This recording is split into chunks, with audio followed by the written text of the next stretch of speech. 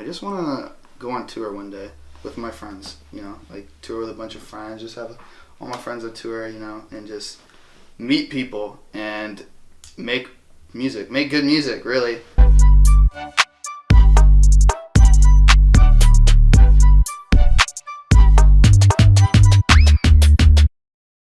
Well, my name's Evan, and so Van is just like a nickname, you know, take the E off the Van, and then that's pretty much it. You know, I don't have like a super special story behind it. I started listening to Young Lean and Young Pinch, and so I thought, you know, I really like the whole idea of being young and then a name, so I just chose Young Van. I'm from Lexington, Kentucky. It's pretty chill. You know, the population size of the town is like 300,000, so it's not too small, but you know, you see people you know quite often, and it was nice. You know, I like being in big cities, but I wouldn't want to live in a big city. I like more like smaller, average-sized towns. Okay, so Acid Castle. Most of y'all probably know Garden. He's the one who first reached out to me like April, March 2017. He hit me up, and we did a song together, and he asked me if I wanted to be part of this group he was making called Acid Castle, because originally it was just him and Flowers in this group, and they started kind of building like a collective together. We got some pretty big things hopefully planned for Acid Castles coming in the future. You know, seeing Garden on tour is really sick, definitely a big start. He's doing some big things, and Flowers DJing for him, so we definitely got some sick people in it. I'm pretty sure like Yesterday's in it, Cali Camry's in it, Huskai's in it. I think Breathing Backwards is in Acid Castle now as well, so that's some pretty sick people.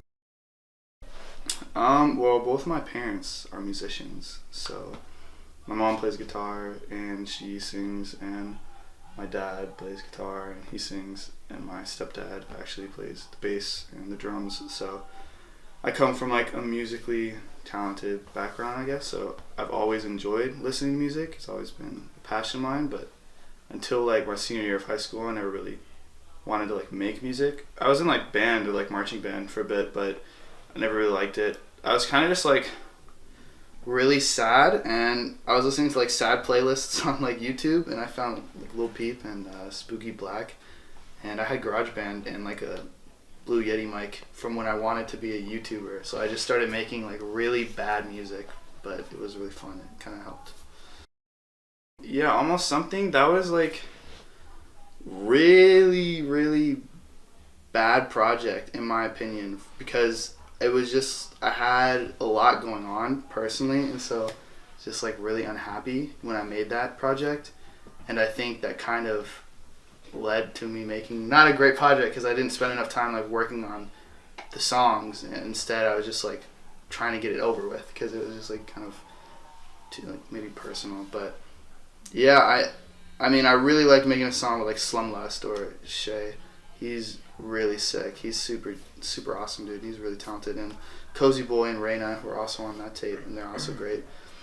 I do think it was fun making that album. That album's really just about like, you know, my ex and like our breakup and working through it, and then like all this shit that happens after you break up with someone, like, you know, the toxicity of like still talking to someone you still care about when they don't care about you anymore. That shit kind of sucks because like she had a new boyfriend, but we still talked, so like it was weird, and it was hella uncomfortable for me, so it was kind of, that's why it's called Almost Something, because we almost got back together. Hennessy and Angel Wings, that project's really just like, I made that for fun, like with my best friend from home. His name's Jonathan, he goes by JJ Murray, and I just had him over one day, and you know, we hadn't hung out forever. I was like, yo, we should just make some music today and definitely just chill and have a good time, because that song is like nothing like me. Like I don't do drugs, or I don't drink or anything like that, and like that whole album is about doing all that stuff, so it was kind of just like about, you know, being stupid. It was just being fun. But that, I really like that first song, that I fucked your bitch, like whoa, hey, that was a good song. My friend always sings that to me on campus, like he'll walk by me, he'll be singing it. It's funny. But yeah, no, shout out my friend Jonathan. He's awesome. He always does well. He's a good writer. It was fun to make. We made it on a FL Studio, and I mixed it up because I never really mixed, so it was interesting to mix it. Dead Love. Now here we go. This is getting juicy. This is my favorite project. See, Dead Love was like probably the best thing I've ever made. I'm working on an album right now. Hopefully it'll be better. But Dead Love is definitely a good project. That was I don't even remember how I came up with the name. I didn't even know it actually meant something. I just meant like Dead Love, but I looked it up. It does. It's pretty straightforward. Yeah. Love's dead. Anyway, that project was just about, of course, my ex again. My ex breaking up, and then me moving to college, and my best friend from home blocked my number because he like didn't want to talk to me anymore. So like I was like hella sad, and I didn't really have anyone to talk to, like no one at my campus to talk to. I didn't want to make any friends, so like I just sat in my dorm room and like wrote that EP. And shout out Husk Guy, he mixed like most of the songs, and like shout out Garden for being on it as well. And Lil Happy Lil Sad, actually, that was hella dope too. Me and him were supposed to work on a song, and then we kind of had like a falling out. And then when I was working on the EP, I hit him up again and was like, yo, like I'd really appreciate if you got on this. And he was like, hell yeah, dude, it was sick. So shout out Lil Happy Lil Sad, he's a good guy. And Garden, they're all sick, but I don't know, that album just flows so well together. That's why I like it. Well, it's an EP, but it's like 6 songs. I don't know, it's supposed to be an EP, but I don't know what else to say about it. It's literally just it's literally just me being sad about not having any friends because I'm too scared to make new friends because I don't trust anybody. My rap influences would definitely like come from Young Lean or Oliver Francis, to be honest. Like I like Oliver a lot. He has more of the like wavy like rap style, which I like more than just like straight up rapping. Because I don't really do like the rap like Nine Tails, like where he raps like really fast, or I don't do like lo-fi boom bap type rap music. I do more, when I do rap, it's more really chill and like wavy over the really fast or grungy type stuff. With singing, I guess definitely like Lil Peep, but I also like a lot of pop music, so like One Direction or Marina and the Diamonds, Phil Dell. Like there's some pretty sick pop musicians, and I definitely like catchy melodies with like pop undertones in this sort of like emo, like rock music that I do. What I look for in a beat, well, it depends on this, like how I feel, but most of the times I like beats that are simplistic, but I like it when it's like 808 driven, because if they have like a lot of 808s in it, it's so much more fun to like perform live, and it brings the song like alive, and it really makes your vocals like come out when the 808s have like a really catchy like rhythm to it. Definitely like if it's consistent, so like you can jump on stage or if you're performing live, and so everyone can like jump at the same time. Because I mean, some songs just don't have that, and it's more like chill, which I like making chill songs, but I want people to be able to like enjoy my music. The first time will probably be really cringy. I'm performing January 25th with Cozy Boy yesterday in the play in Brooklyn, and it's probably gonna be a little awkward at first because I've really done a lot of live performances, but I think once I get a few shows under my belt, it'll probably be really exciting. I just want to connect to people, probably like talk to them like between the songs, and like I want people to forget all the shit that's happening in their life and just sit down and let their emotions like flow, like just let everything out. Like when you're at a show with Young Van, you can just be yourself. You don't have to worry about what other people think about you. You don't have to worry about what's happening at your home life. You can just be there and you can just live in the moment. And that's what I want on my shows. I really just like to talk about how I feel, which is what I feel like most people talk about.